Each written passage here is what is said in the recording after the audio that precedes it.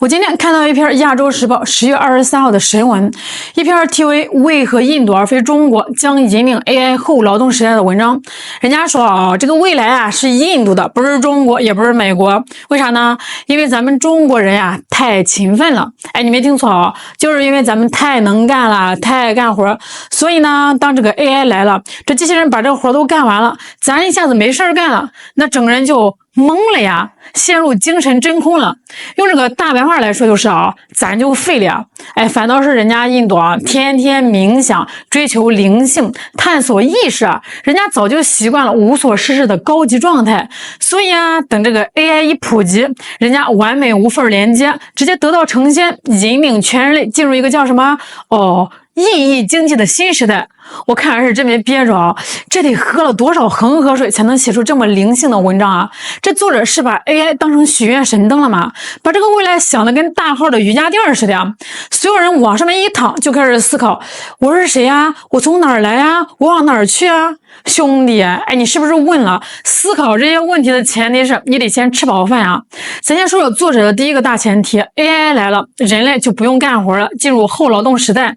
那聽着是不是挺美的？哎，我這腦子裡啊畫面都出來了。早晨起來 ，AI 機器人啊已經把早餐給我端到床邊了。那出門呢，無人駕駛飛車給我送上班。哦，不對啊，不用上班了，送我去公園曬太陽。那晚上呢 ，AI 大廚給我做了滿漢全席。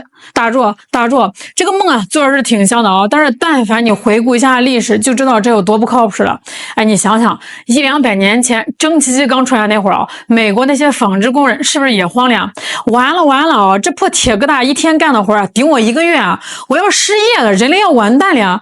結果呢，人類完蛋了嗎？沒有啊，紡織工人的活是少了，但是開火車的司機出來了呀，修機器的工程師出來了呀，管工廠的經理也出來了呀。再往近了說啊，互聯網剛出來那會兒啊，修打字機鋪子老板可牛了呀，生意特好。那電腦一普及呢，嘿，鋪子沒了，那老板失業了嗎？沒有啊，人家轉行快啊，跑去電腦城幫人裝系統賣 U 盤了，賺的更多了。那每一次技術革命啊，都不是說大家別幹了，回家歇着吧，而是那邊的活沒了，這邊有新活啊，哎，你趕緊學學，趕緊過來幹。這叫什麼？這叫勞動轉型，不叫勞動消失。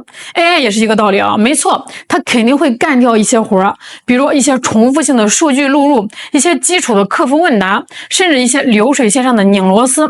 那這些活呢 ，AI 幹的比人快，還不要五險一金。但是你以為這就完了？這 AI 幹了 A 呀，就必然會生出 B、C、D、E、F、G。那誰來餵 AI 數據呢？誰來訓練 AI 模型呢？誰來監督 AI 別胡說八道呢？誰來設計那些 AI 機器人的外殼？誰來給 AI 寫提示詞？那現在不是已經有 AI 訓練師、提示詞工程師這種新職業了嗎？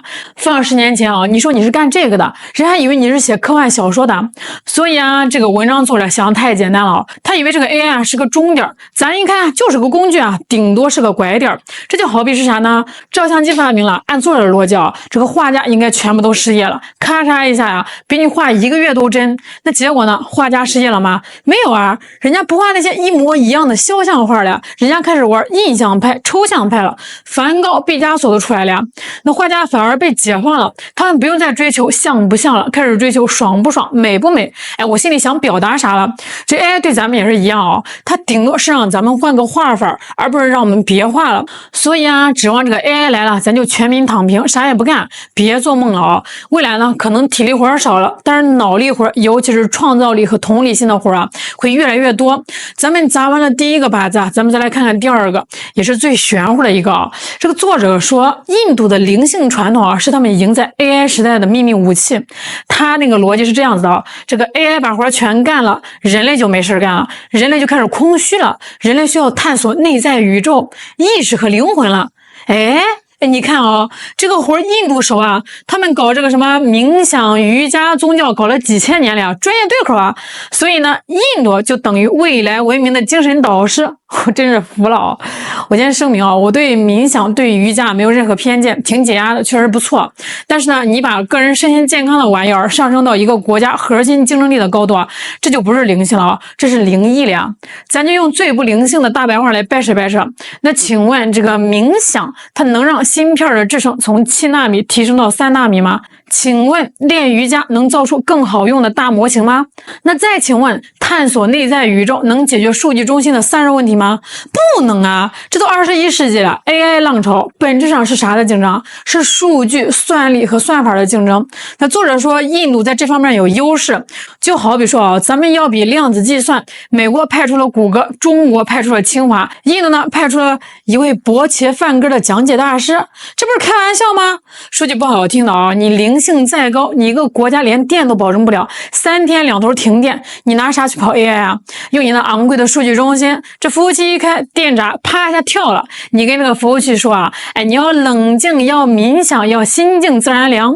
咱再看看现實，印度是有很多優秀的理工人才，硅谷高管裡印度裔确實多。但是呢，這跟靈性傳統有毛關係啊？那是扎扎實實刷題讀印度理工出來的。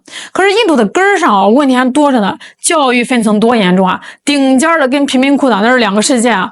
科研投入夠不夠？產業配套齊不齊？一個國家的科技競爭力靠的是教育、科研投入，靠的是系統能力，而不是虛無縹緲的國民性格。把這個靈性當成未來競爭力，這個腦洞比這個黑洞還大呀！那說完靈性，咱回過頭來說咱們自己啊，這篇文章最讓我上火的就是他對咱們勤奮的污蔑啊！他說咱們中國人太勤奮，所以這個 AI 來了，咱就沒有方向了。這個邏輯我翻譯一下啊，就是你一個學霸，天天就知道刷題，那突然有一天呢，老師說以後不考試了，於是呢，你這個學霸當場就精神崩潰了。你覺得這個可能嗎？這個作者把這個勤奮給理解的太死了，太機械了。他以為咱們的勤奮就是像流水線上擰螺絲，擰到最後看到啥都想擰。他根本就不懂中國人的勤奮它不是機械重複，它是一種持續學習、持續優化的精神。咱儒家文化裡講的修身立業，強調的是啥？是在行動中找到意義，是天行健，君子以自強不息。咱不信躺平就能得到咱們信的是我命由我不由天。那這種文化呢，在過去的工業化時代支撐了咱的奇蹟，到了 AI 時代，你以為這就不適用了？大錯特錯，這恰恰是 AI 時代最需要的品質。為啥呢？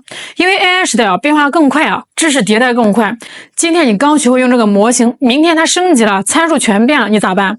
是冥想一下，等這個靈感自己來，還是說趕緊打開文檔，熬夜學，趕緊測試，趕緊優化你的工作流？勤奮呢，在 AI 時代它等於韌性，等於學習能力。你以為 AI 時代就不需要勤奮了？我告訴你個事實那些玩 AI 玩的最溜的人，比你我都勤奮10000倍啊！這 AI 是工具，但是人才是用那個工具的。一個勤奮的人會想盡辦法把這個工具用到極致，而一個懶散的人才會真的被這個工具取代。所以說咱們勤奮是負擔，這是我2025年聽過最好笑的笑話了咱的勤奮不是一個 bug， 它是一個可以不斷升級和時代一起更新的文化算法。那聊到這兒其實已經很清楚了。這篇文章它最大的問題不是它誇大了印度，也不是它貶低了中國，它最大的問題就是它用一種文學化的酸了吧唧的臆想去代替社會現實。咱得看清楚現實是啥呀？现实一，追求意義的前提是生存。你得先吃飽飯，有地兒住你才有那個閒工夫去想我活着的意義是啥呀？作者幻想這個印度人民全民追求靈性，可是現實呢？這個印度還有幾億人生活在貧困線以下這基礎教育、醫療資源還一塌糊塗呢。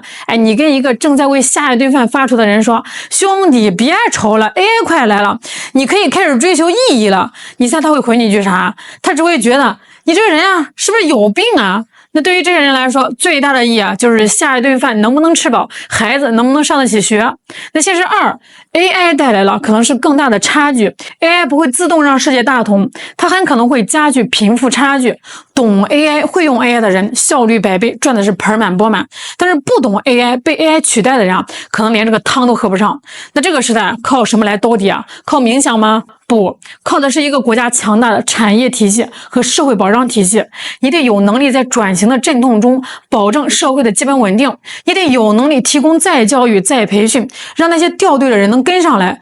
這一方面，中國靠的就是過去幾十年建立的從科研到制造、從基建到政策的全鏈條機制。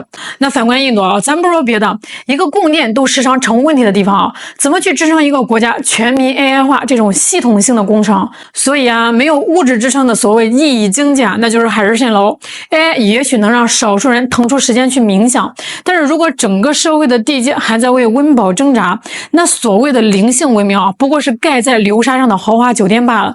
总的來說呢，這篇文章就是作者自己做出來一場瑜伽夢。那真正的未來既不是所有人躺平的烏托邦，也不是誰會冥想就能牛逼的神棍時代。真正的未來是一個更複雜、更需要創造力、更需要終身學習的時代。人類從來就沒有停止過勞動，咱們只是換了不同的方式再繼續創造罷了。好啦，今天給大家聊到這兒啦，我是肖蘭，我們下期再見。